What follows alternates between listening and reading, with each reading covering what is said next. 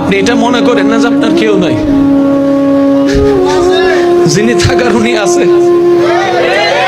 ওনার নজর না থাকলে তো নিঃশ্বাসটা চলতো না, ওনার নজরটা না থাকলে তো খাওয়ার স্বাদ বুঝতেন না, ওনার নজরটা না থাকলে তো ডুকটাক গোলার নিচে নামতো না, ওনার নজরটা না থাকলে খাবারটা তো ভাইয়া হজম হতো না। ওনার নজর আপনার দিকে আছে, উনি আপনার শত্রুদেরকে সময় দিচ্ছেন আর এদিকে আপনার ধৈর্যের পরীক্ষা নিচ্ছেন। এক কাজে দুই কাজ, আপনার শত্রুদেরকে সময় দিচ্ছেন আর আপনাকে পরীক্ষা নিচ্ছেন। এবার আপনি বলবেন আমার তো কোনো অপরাধ নাই, বিনা অপরাধে সাজা কেন? তাইলে তো আপনার জন্য ডবল শুকরিয়ার বিষয়।